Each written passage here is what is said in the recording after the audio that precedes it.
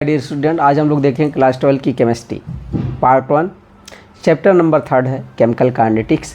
इसके Intex question का discuss किया जाएगा और क्वेश्चन नंबर 3.1 3 मीन्स होता है चैप्टर नंबर 3 और यहाँ पर 1 का मतलब क्या, क्वेश्चन नंबर 1। तो चलिए क्वेश्चन को रीड कर लेते हैं। फॉर द रिएक्शन, रिएक्टेंट से यहाँ पर प्रोडक्ट में चेंज हो रहा, the concentration of reactant changes from 0.03 molar to 0.02 molar in 25 minutes. Calculate the average rate of reaction using unit of time both in minute and second.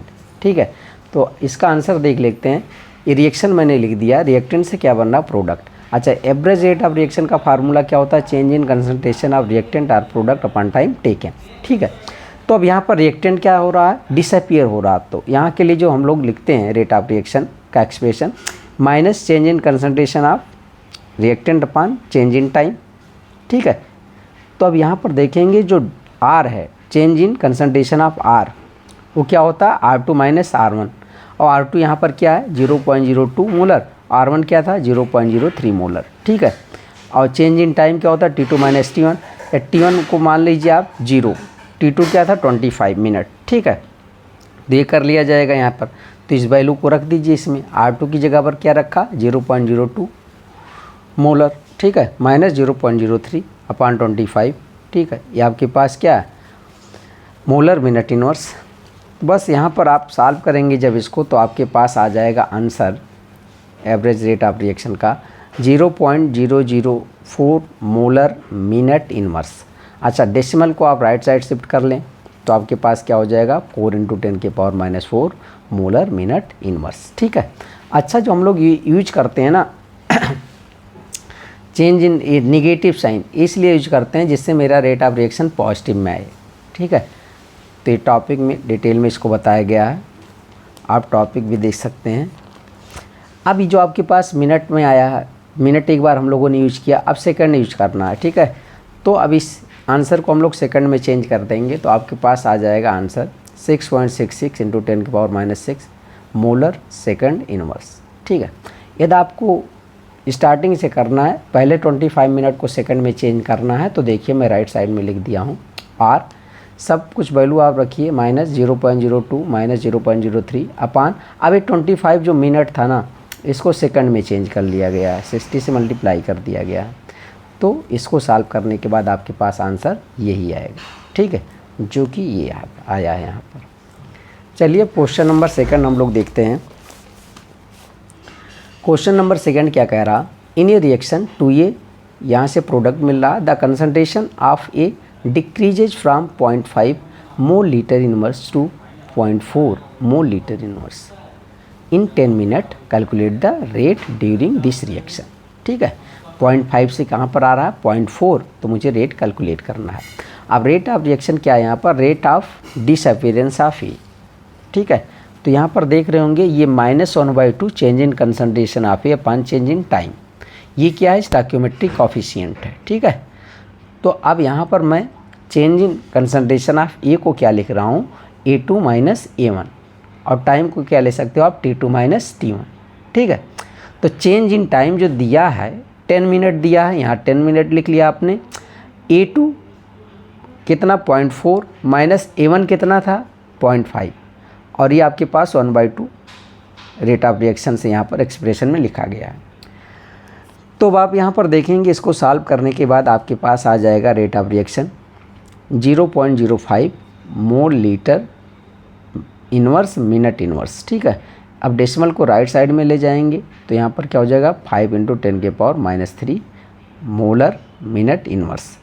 आप इसी को क्या लिख सकते हो मोल लीटर इनवर्स, और इसको क्या मिनट इनवर्स रहने देना है। तो ठीक है, तो यहाँ पर देखेंगे डेसिमल क्या 3 प्लेस राइट साइड में शिफ्ट हो रहा, तो 10⁻³ हो जाता है। अच्छा, नोट इसी में आप देख लो, रेट ऑफ रिएक्शन निकालने के लिए नोट कुछ फार्मूला और जो किसी और क्वेश्चन में यूज हो सकता है नोट। हालांकि आंसर आपको वहाँ पर मिल गया। रेट ऑफ रिएक्शन क्या होता है, change in concentration upon coefficient into change in time. ठीक है, तो ये जो फार्मूला हम लोगों ने लगाया है, इससे भी आप डायरेक्टली आंसर ला सकते हैं। रेट ऑफ अपीयरेंस क्या होता है, change in concentration upon change in time. Rate of disappearance क्या होता है, change in concentration upon change in time, ठीक है। तो इसमें क्या होता है, स्टोइकियोमेट्रिक कोफिशिएंट से डिवाइड करना पड़ता है रेट ऑफ रिएक्शन निकालते समय, बट इसमें ऐसा कुछ नहीं है, तो ये ध्यान देना है। और मुझे रेट ऑफ अपीयरेंस और डिसअपीयरेंस निकालना है, कैलकुलेट करना है, तो कैसे निकालेंगे, rate of reaction into coefficient, ठीक है, ये हो जाएगा आपके पास। तो हम लोगों ने जो पहला यहाँ पर फार्मूला ये आंसर निकाला है, ठीक है, रेट ऑफ रिएक्शन जो निकाला 5 × 10⁻³ मोलर मिनट इनवर्स, वो यहाँ से भी निकाल सकते हैं। तो आप देखेंगे रेट ऑफ रिएक्शन यहाँ पर आपके पास है, तो यहाँ पर change in concentration of reactant, ठीक है, ये माइनस साइन लगा रहा हूँ क्योंकि क्या हो, मुझे रेट क्या लाना, पॉजिटिव में लाना है, ठीक है। और आपके पास रेट ऑफ रिएक्शन हमेशा पॉजिटिव में होता है और कंसंट्रेशन क्या कर रहा है, डिक्रीज कर रहा है, ठीक है। तो यहाँ पर साइन आपके पास है रिएक्टेंट के लिए। तो आपके पास यहाँ पर देखिए कोफिशिएंट कितना लिखा है, 2 × 10, तो यहाँ पर देख रहे होंगे आप 2 ही आया है। और यहाँ से आप जब सॉल्व करोगे तो आपके पास उतना ही आंसर आएगा, 0.0005 mole litre inverse minute inverse, ठीक है, ये आंसर आपको आएगा। और इसको आप ऐसे भी लिख सकते हो 5 × 10⁻³ ठीक है, mole litre inverse minute inverse, ठीक है। अब इसको, ये मोल लीटर इनवर्स को मोलर भी कहा जाता है, मोलरिटी समझते हैं ना आप सब, इसको क्या बोला जाता है, मोलर। ये देखिए, इसको मैं ऐसे नोट कर सकता हूँ। चलिए क्वेश्चन नंबर 3 पर आते हैं, देखते हैं क्या कह रहा है। For a reaction A + B product बन रहा, the rate law is given by, इसके लिए रेट ला क्या दे रहे हैं, R = K एक्टिव मास से raise to power 1/2, active mass B raise to power 2। What is the order of reaction, order of reaction बताना है। तो रेट ला का जो एक्सप्रेशन होता है ना, उसकी जो पावर होती है उसी को ऐड किया जाता है ऑर्डर ऑफ रिएक्शन में। तो देखिए ऑर्डर कैसे निकाला जाता है, sum of power of the concentration of reactant. तो यहाँ पर रेट ला का एक्सप्रेशन था कि यहाँ पर एक्टिव मास A 1/2 + B 2, तो ये जो पावर ना, इसी को ऐड किया जाता है, यही ऑर्डर होता है।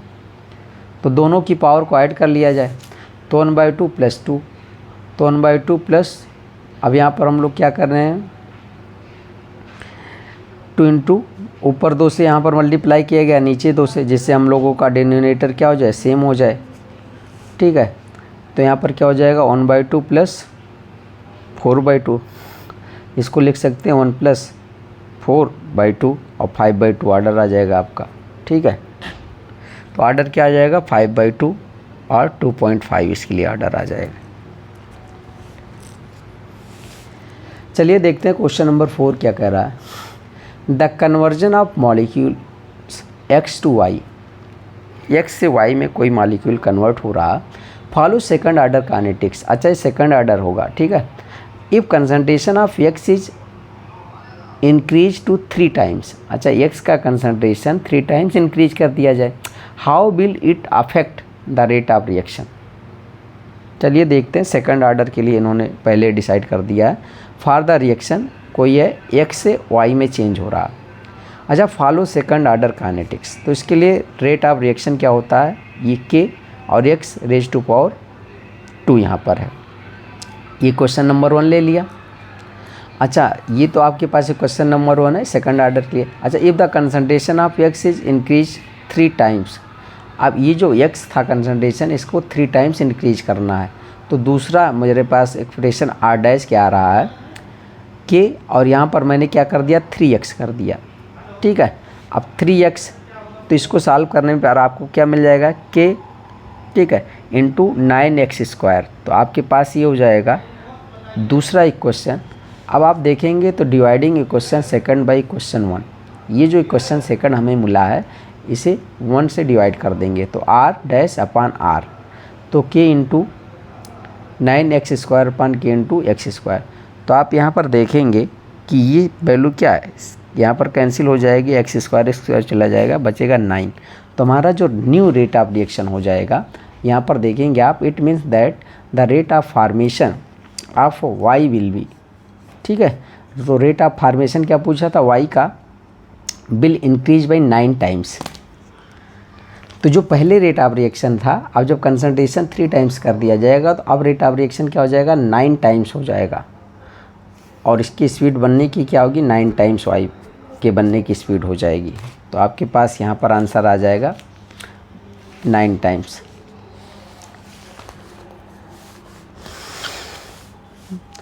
अब आप देखेंगे यहाँ पर question number 3.5, a first order reaction has a rate constant 1.15 into 10⁻³ second inverse, how long will 5 gram of this reactant take to reduce to 3 gram. यहाँ पर फर्स्ट ऑर्डर रिएक्शन का एक क्वेश्चन लिखना है कि equal to 2.303/T log R0/R concentration of, initial concentration ये है और आपके पास फाइनल। अब इसकी जगह पर अमाउंट भी नोट कर सकते हैं, ठीक है। तो R0 की जगह पर मैं क्या लिख रहा हूँ, यहाँ पर इनिशियल अमाउंट, और इनिशियल अमाउंट कितना यहाँ पर दिया है 5 ग्राम। यहाँ R की जगह पर क्या लिख रहा हूँ, फाइनल अमाउंट कितना बच रहा है 3 ग्राम, ठीक है। फाइनल अमाउंट कितना हो रहा है 3 ग्राम आपके पास आ रहा है। अब देखेंगे आप सब,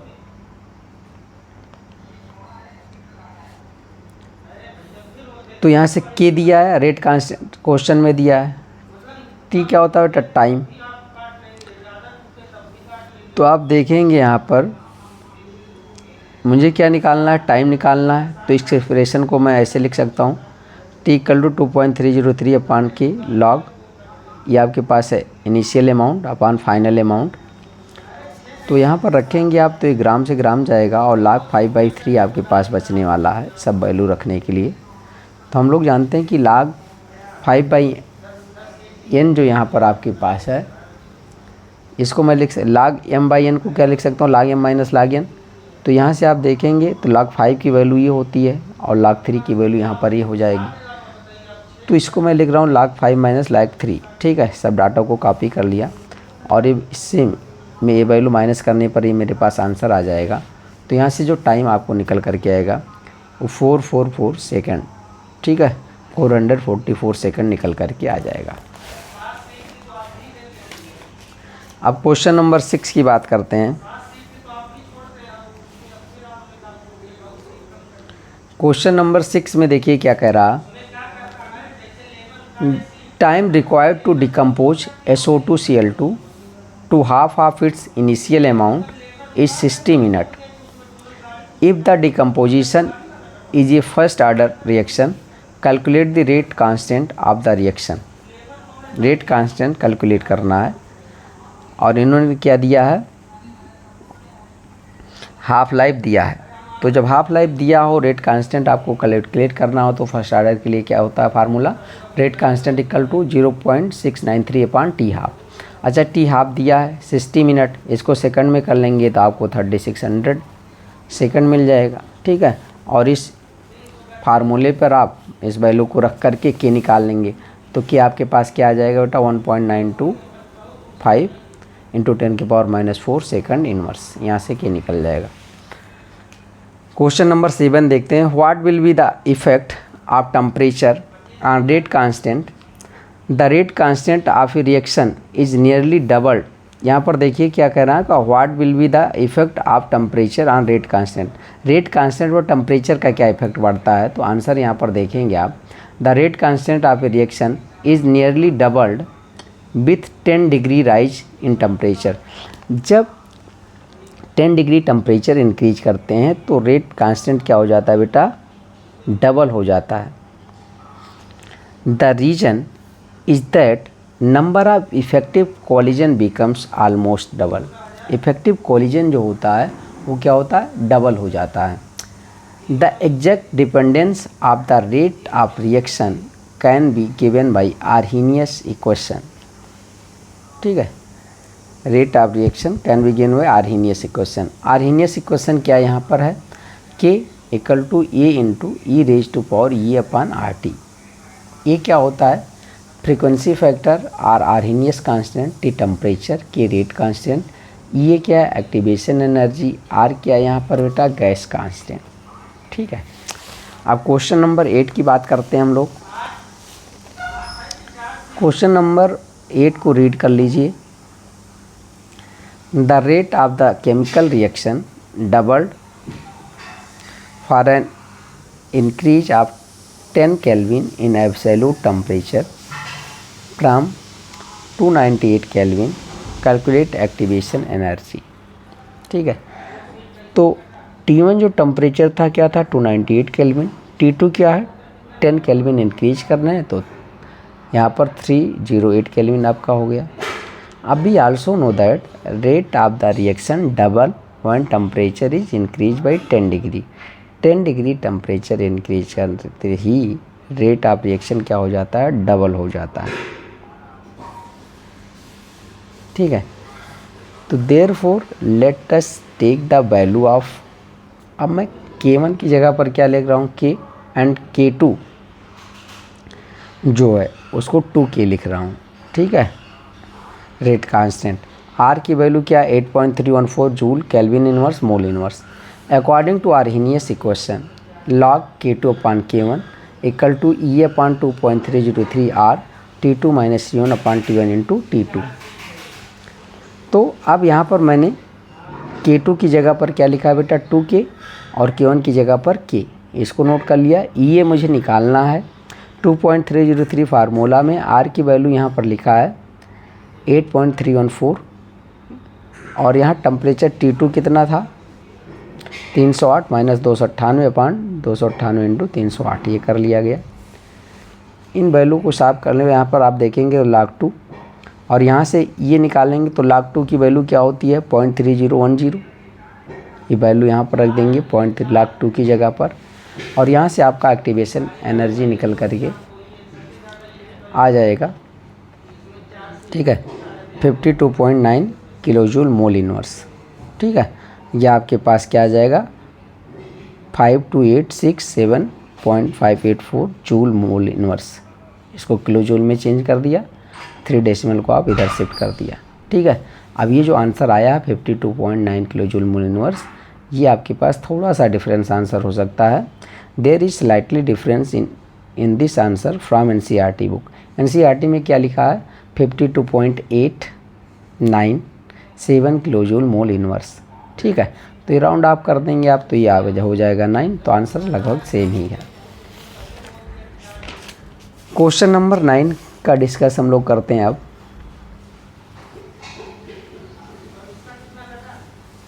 क्वेश्चन नंबर 9 में आप देखेंगे the activation energy for the reaction, यहाँ पर 2HI है, 2HI से क्या बन रहा है H2 + I2। तो एक्टिवेशन एनर्जी कितना दिए हैं 209.5 kilo joule mole inverse at 581 kelvin. Calculate the fraction of molecule of reactant having energy equal to or greater than activation energy. तो fraction of molecule of reactant calculate करना है। ठीक है, तो यहाँ पर देखिए जो पहले वैल्यू दिया उसे नोट कर लेते हैं। एक्टिवेशन एनर्जी कितना दिया है 209.5 किलो जूल मोल इनवर्स।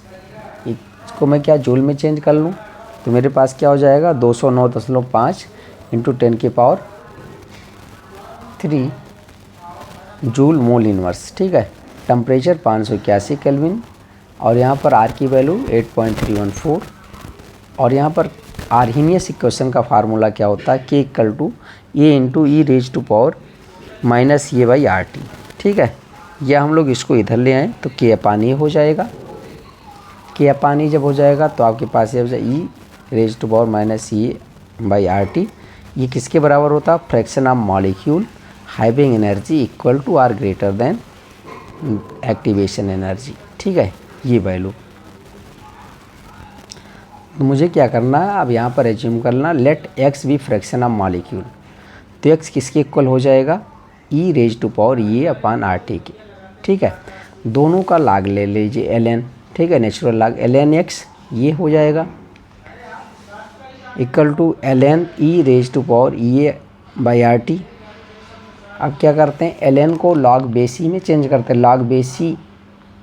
ठीक है, log x बेसी इक्वल टू क्या हो जाएगा log E raise to power A by RT, और यहाँ पर बेसी है।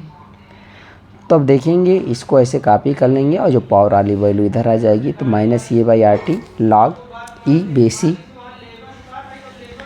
तो लाग ई बेसी क्या होता है 1, तो आपके पास यहाँ से क्या हो जाएगा लाग एक्स बेसी इक्वल टू क्या हो जाएगा माइनस ये बाई आर टी। अच्छा लाग बेसी को आप चेंज कर लो किसमें बेटा, लाग बेस 10 में। तो एल को क्या लिख सकते हो आप लाग बेसी, और इसको क्या लिख सकते हो 2.303 लाग बेस 10। तो यहाँ पर लाग बेसी की जगह पर क्या लिखा हूँ 2.303 लाग एक्स बेस 10 माइनस ये बाई आर टी। अब यहाँ से क्या होता है लाग एक्स बेस 10 है और इस वैल्यू को इधर लेकर के आएंगे, ठीक है। और यहाँ पर क्या करना है, एक्टिवेशन एनर्जी की वैल्यू जो ऊपर दिया था 209.5 × 10⁻³ जूल मोल एनर्जी, इसको मैंने रख दिया। तो लाग एक्स बेस 10 यहाँ से निकल करके आ गया। मुझे क्या निकालना था एक्स, मतलब फ्रैक्शन ऑफ मॉलिक्यूल। तो जो एक्स तो इधर जैसे लेकर जाएंगे वो एंटी लाग में चेंज हो जाएगा, तो मुझे एंटी लाग की वैल्यू यहाँ से देखना पड़ता है, ठीक है। तो एंटी लाग की वैल्यू देखने के बाद मेरे पास एक्स की वैल्यू क्या आ जाएगा, आंसर इतना आ जाएगा, फ्रैक्शन ऑफ मॉलिक्यूल 1.471 × 10⁻⁻90, ठीक है। यदि मान लो एंटी लाग आप नहीं देख पा रहे हैं तो इतना भी आप निकालेंगे तभी आपको पूरा आंसर मिलेगा, ठीक है। तो थैंक यू फॉर वाचिंग। आज हम लोगों ने टेक्स्ट क्वेश्चन को डिस्कस कर लिया। अब नेक्स्ट वीडियो में देखते हैं एक्सरसाइज। ओके।